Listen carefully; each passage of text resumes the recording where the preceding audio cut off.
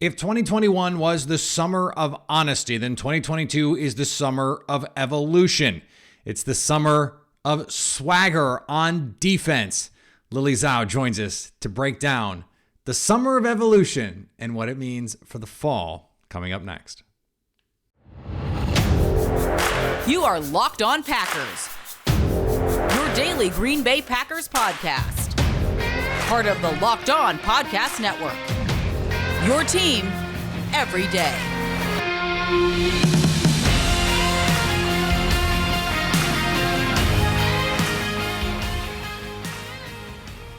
You are Locked On Packers, part of the Locked On Podcast Network, your team every day. I'm Peter Bukowski, and I cover the Packers for The Leap, a newsletter I would love for you to subscribe to. Follow me on Twitter, Peter_Bukowski. Follow the podcast on Twitter at Locked On Packers.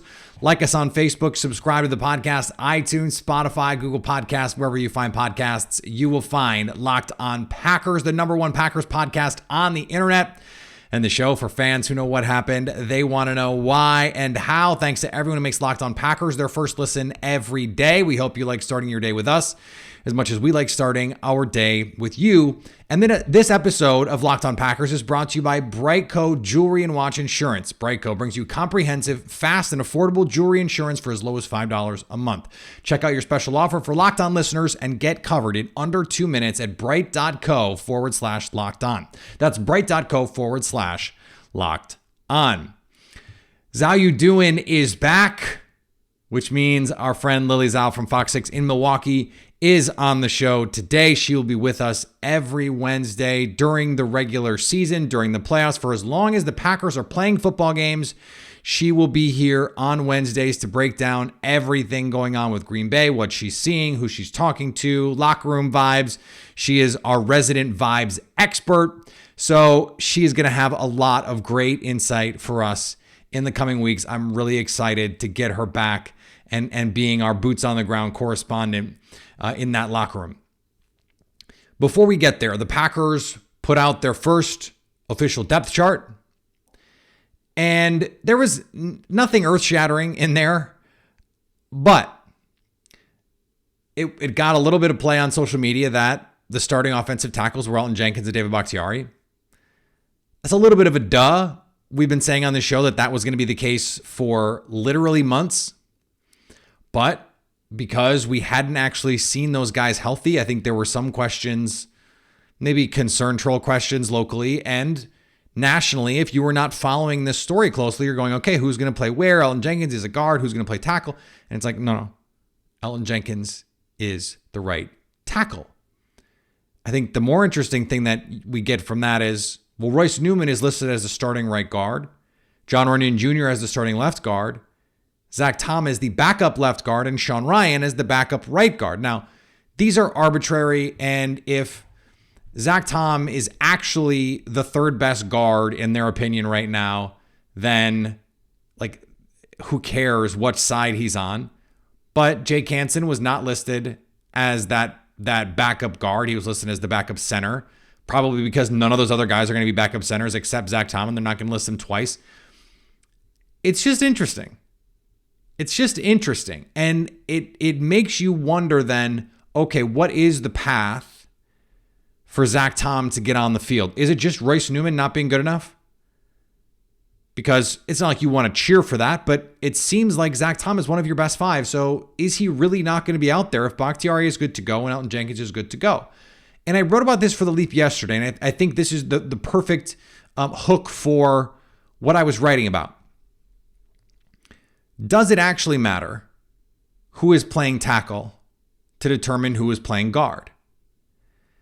And the conclusion essentially that I came to is, well, who is playing left tackle doesn't matter, because it doesn't seem like if only Elgton Jenkins is good to go, they would play him at left tackle and play Royce Newman at right tackle. Though we've been wrong about stuff like that before, and it was Elgton Jenkins out there playing right tackle when Billy Turner was hurt in 2020. And they needed someone to fill in a pinch. That was an interesting way to handle it. Maybe they would do that again. We saw Elgton Jenkins last year play left tackle with aplomb. It's not like he can't do it. So maybe that is in play, but I think the most likely scenario there is if David Bakhtiari can't go, then you have Yosh Nijman at left tackle, and that doesn't affect anything else on your offensive line. It doesn't affect who's playing center, who's playing left guard, who's playing right guard, who's playing right tackle, because Yosh is just your left tackle fill-in. Fine.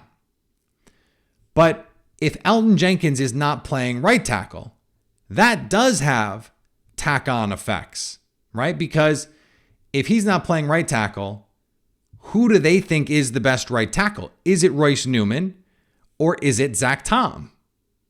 That is a question for which we don't have an answer right now. And this depth chart does not offer any hints as to what that answer might be. As we sit here today, Wednesday morning, or whenever you're listening to this, it's hard to put our finger on just what that would look like. My money right now would be that what the Packers would do is not what I would do, but they're the coaches. They're with those guys every day, and that is play Jake Hansen at right guard and play Royce Newman at right tackle. Even if sort of universally there is agreement that Zach Tom is one of your best five. Now, when you go back to that 2019 draft when Elgton Jenkins was just awesome all through camp, and it was just sort of like, why is he not out there? Why is he not the starter? And then it was injury that led to him ultimately playing, but he was getting those split reps. We'll see if that happens. I don't think in Minnesota is a great place to do that. Maybe home for Chicago when you have a little bit nicer of a set of matchups there. I don't think that's a defensive front that's going to scare anybody. Maybe that makes sense if you're going to rotate in someone like Zach Tom and give him an opportunity. Then you'd also have tape on Royce Newman and go, yeah, okay, this experiment did not work out the way that we thought it should. For the Packers, who plays right tackle does have tack-on effects to what's going on at guard. If it's Elgton Jenkins, it seems like, though, this question has been answered. It's Royce Newman. Royce Newman is going to be the starting right guard right now. There was some speculation that Jake Hansen had actually beat him out or outplayed him in camp. The fact that that's even on the table, I think, should tell you everything you need to know, and that Zach Tom should probably be the right guard there. Maybe we will get Zach Tom rotating in, although we haven't seen him play right guard since rookie camp, since OTAs, and certainly not with the starters.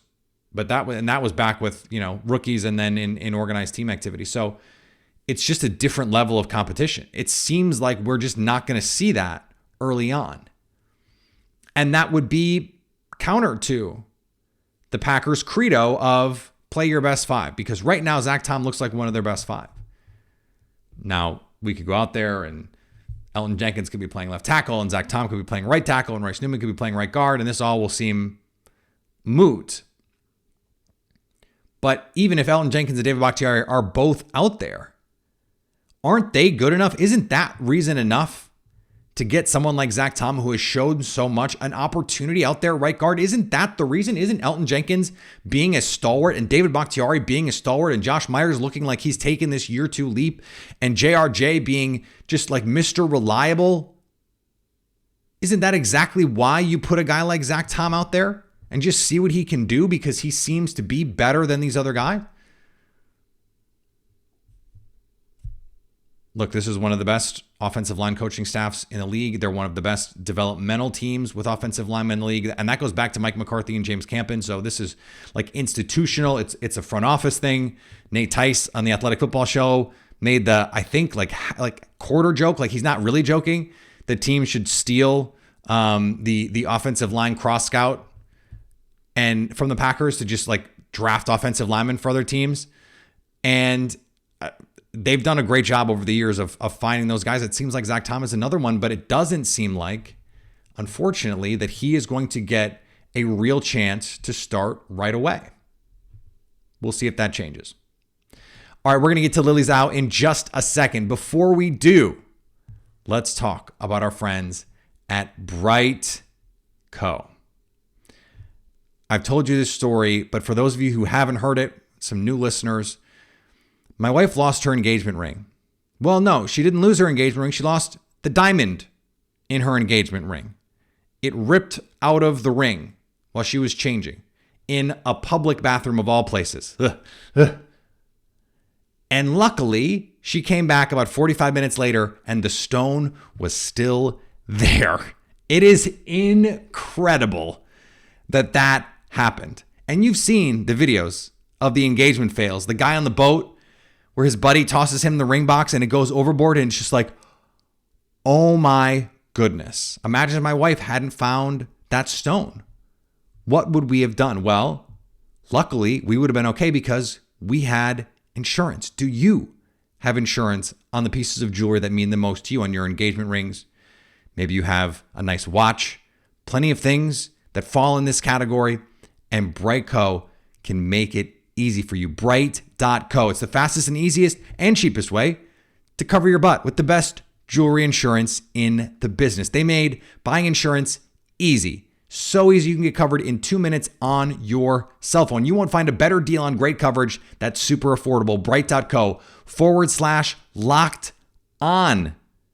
They make it easy. For $5 a month, you can get totally comprehensive coverage and it won't take more than 2 minutes on your phone. Brite.co/locked on. Back again for another season.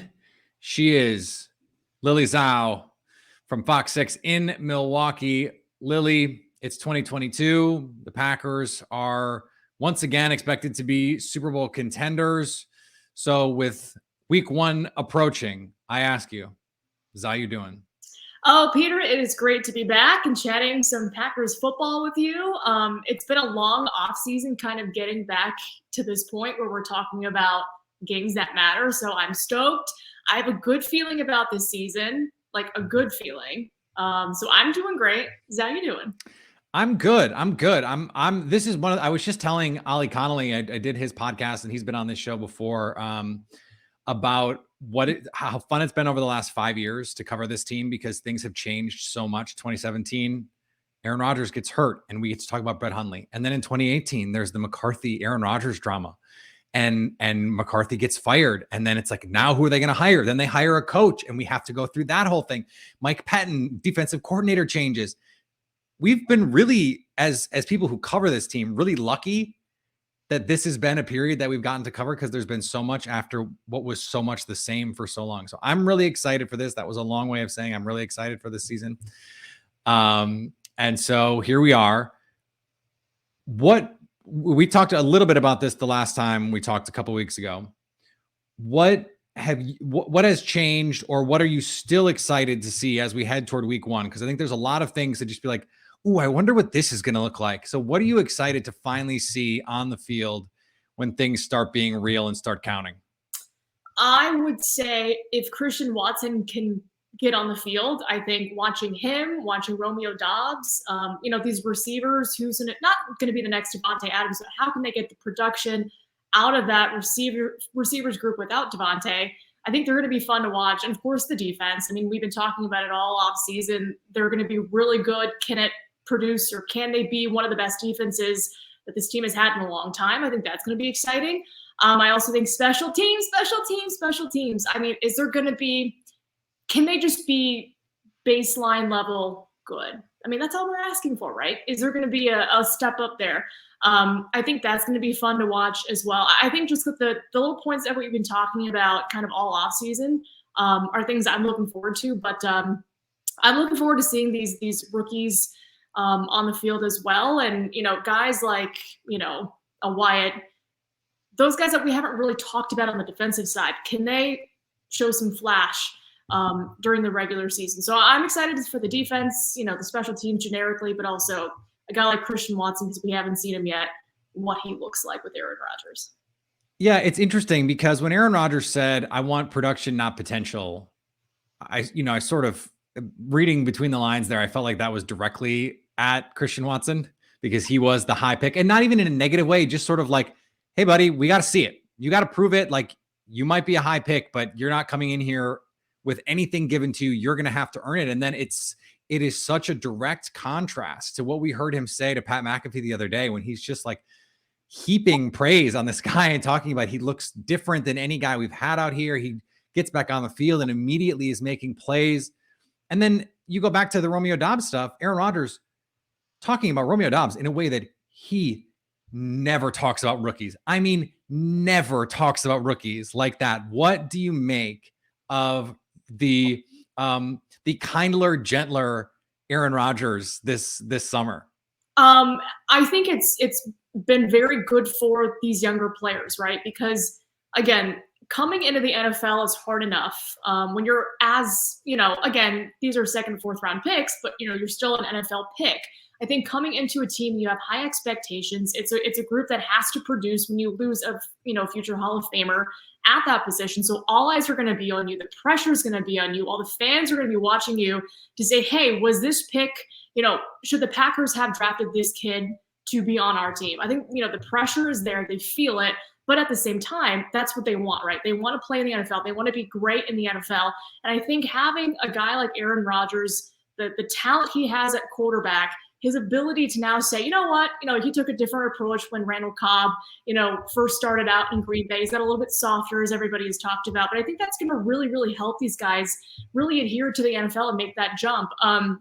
But I think the one line that stuck out to me about him talking about Romeo Doubs was him saying that, there are certain standards for a rookie, but there's a higher standard for Romeo as a rookie, which I think if you have Aaron Rodgers saying that, he's seen something in you. He's talking about Romeo for a reason, right? This kid's really flashed in the preseason. Yes, he's had his drops. But again, when you have your quarterback believing in you and saying that there's a standard for a rookie receiver, but you're above that, I think there's a certain amount of pressure that I think he, is willing to accept. And I think that's kind of been a little bit different this year with Aaron Rodgers, just heaping praise on a young guy like that. But, he's been with him ever since he was drafted. So he's seeing it day in and day out. I think we're going to be able to see that very soon come week one. I think too, that part of this is, from the outside, it seems like a kindler, gentler Rodgers. But when Rodgers is talking about how good you're playing, that is a blessing and a curse, right? Because now you're amping up the expectations, you're amping up the pressure. And it was so interesting that the next time Rodgers had a big media opportunity to talk, I think it was a McAfee show where he sort of walked back the Dobbs stuff, not because he doesn't have high expectations, but because I think he realized that made people like you and I go, oh, wait, like he thinks this guy is legit. And that is putting a lot of pressure on Romeo Doubs to succeed. And so it's one of those things where it's a double-edged sword. And I think Rodgers is acutely aware of what that pressure means on these players. And it's part of the evolution of Rodgers, right? Of the leadership. I think this goes back a couple years, Aaron Jones talking about what it meant to have Aaron Rodgers put his arm around him early in the season. And I just don't think, and you were around during some of the McCarthy times too. What that locker room was like. Like, it just seems like that's been part of his evolution as a leader on this team, a little bit more of the sort of like sage old, like Uncle Aaron versus, older brother Aaron, like, let's go. Yeah, 100%. I think the approach of, he was talking about it at his locker, like, I'm sitting at lunch, who comes up and sits down with me and talks to me. He's looking for those people to really step up and try to get to know him, try to talk with him. And then from there, he kind of builds a relationship and is able to teach these guys. But yeah, like you mentioned, it's much softer approach than he's had earlier on in his career. But I think he also understands that, again, not saying Randall Cobb and not saying Alan Lazard aren't going to have the same effect that Devontae Adams has. But when he's coming in with such talent and such notoriety as like one of the best quarterbacks of all time, these young guys are going to want to learn from him. And I think him taking that approach is really, really going to help these guys really kind of adhere to what an NFL season can be, especially with all the expectations and all the eyeballs that are going to be on them very soon. Yeah, it's one of those, there's the three famous Chinese curses. May you live in interesting times, may you be recognized by people in high places, and may you find what you're looking for. And it's often what you get is, may your dreams come true. And I think it's sort of like, that's the position that these guys are in now. Like, getting what you want, Aaron Rodgers trusts in you. That raises the stakes. That raises the level of intensity, and that raises the level of expectation. And I think that it's the kind of thing that these guys are going to have to face, because they're going to be needed. Like, starting week one, Alan Lazard, he's coming back from injury already. And so that throws these new questions all into stark contrast for us as we head into this game against the Minnesota Vikings. I thought it was interesting. Rodgers and LaFleur both said the offense without Davante Adams is not going to have to change that much because all the stuff is still there. They're just going to emphasize different things. They're going to major in different things. He talked about the running back room having to carry more of this burden. Do you like that idea of the running backs being a bigger part of this offense? And how do you think that will allow this team? Can they still create explosives that way? I guess is the big question. I think they're going to have to, right? Because you're not going to be able to dink and dunk every single team at will for the entire season. You're going to have somebody that replaces the speed and the downfield threat that MVS once had for this team, whether it's Christian Watson, maybe it's Romeo Doubs. One of those guys has eventually going to have to step up and be that deep threat that this team needs. But again, I think without Davante Adams, and again, with a bunch of new faces, it gives Aaron Rodgers the ability to really distribute the ball with a bunch of his receivers and kind of see who is, sticking out one week versus the next. I also think in terms of having your running backs more in the passing game, maybe that gives those younger guys a chance to be like, it's not all on us to produce in the passing game. They have talented tight ends as well. I know the goal this year is to get Aaron Jones and A.J. Dillon more receiving yards as well. So I think having everybody kind of in that position as a quote-unquote pass catcher is really going to help these younger guys kind of get in the groove more and try and establish their identity on the offense to say, hey, we're a little bit more comfortable now. It's these games count for real. Maybe this is when they can make that leap. So I think in terms of getting everybody involved, that's going to, make this offense a lot better. Not saying there were times last season where you could see Aaron Rodgers was trying to force feed Davante Adams, rightfully so. He draws a lot of attention though. And so it was kind of feed Tay. But now he doesn't have that luxury. Now it's going to be, let's distribute the ball evenly to all these different pass catchers of sorts. You are a vibes expert. One of the reasons why we have you here. I want to talk about defensive vibes because every indication, and we haven't had a chance to see the starters play real snaps in the preseason, but all indications from training camp and going back to the spring is that this defense is flying around. They're playing with swagger. They're like going at Aaron Rodgers and Rodgers is like, yeah, they're tough. How do you compare this sort of attitude, mindset, swagger with the defenses that you've covered and been around? Because to me, it seems like we haven't seen a defense play with this sort of edge and this sort of tone since at least 2014. Oh, 100%. And this is the mentality to have for a defense, right? If you want to be a championship caliber defense, you're going to have to talk the talk and walk the walk on the field. They can chirp all they want, but if they don't produce on the field, what's that going to say? I think this is a legitimate group that, if they can stay healthy, that's the key. If they can stay healthy, they will be very good. I think they're going to back up their talk on the field. Aaron Rodgers talked about how stacked they are up front and especially in the back end. I think this is going to be a really big ball hawking defense that can get after the quarterback. That has been one of their issues in the past, is just getting after the QB. I think this is the attitude to have if you want to be a truly dominant defense. They've talked about it for years. Oh, we're good on defense, but they would have lulls. It'd be ups and downs in the season.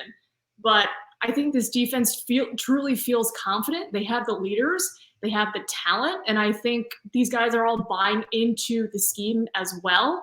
And when they're confident and they can produce, it just really elevates the vibes, as we're saying, of the entire team, because we know the offense with Aaron Rodgers always has a shot. You add in a championship caliber defense with the swag. SP? I don't know. SP? I can't believe we got through that question and that answer and did not use the word juice. It didn't happen. I can't believe neither of us said it. I was just talking to someone about Quay Walker and his potential impact. And I think he's sort of flown under the radar a little bit because, again, we didn't get to see him much in the preseason. And there hasn't been the sort of rave reviews for him that we've gotten from Romeo Doubs. And I think people are just sort of on pins and needles more, waiting for every little tidbit that they can get on Christian Watson, just because people are so excited about what he can be. But Quay is enormous. And his movement skills, what we saw in the 49ers game, he can really fly around. Did that stand out to you the first time, like, you went to practice this year and actually saw him on the field? Were you like, I've heard this from other people. They're like, whoa, who is that guy? 100%. Because I that one tackle he made in the Niners game where he just kind of flew out of nowhere. I'm like, who was that? Oh, it's Quay. And I think, we were hearing about his speed and what he was able to do in college. And I think being able to see it in person in an NFL setting with everybody else who's kind of at your level or better, it's been impressive. I mean, if there's anything you want, it maybe just fly under the radar in the preseason and you make your mark when the regular season starts, right? I think that's going to be a Quay Walker type of season. We haven't, not we, but, he hasn't really been talked about in the national circles, but I think he's going to be a guy. He's going to bring speed to the linebacker core. That's what they've been missing for a long time. I think he provides that flash. I think he provides the intelligence there at that position to do extremely well. I think we saw those, flashes during the Niners game. Excited to see what he can do when he's actually on the field. But I think maybe just not talking about him as much as, a Christian Watson probably helps because he can fly under the radar and then strike. It seems like they really are excited about what he can bring, and like not even been that many questions about him in press conferences either. So it's just one of those interesting things. Lastly here, as we look ahead toward the Minnesota Vikings, this is a different Vikings team from a coaching standpoint than we've seen in a long time, which is so weird because it's like all the same players. It's still Dalvin Cook. It's still Kirk Cousins. It's still Adam Thielen. Justin Jefferson is a new-ish face, but they had Stephon Diggs before that. So they've always had this really good group of skill players. And Harrison Smith, still over there. Danielle Hunter, still over there. Eric Kendricks, they've added Zadarius Smith. So it feels very familiar, even if some of the coaching changes are different.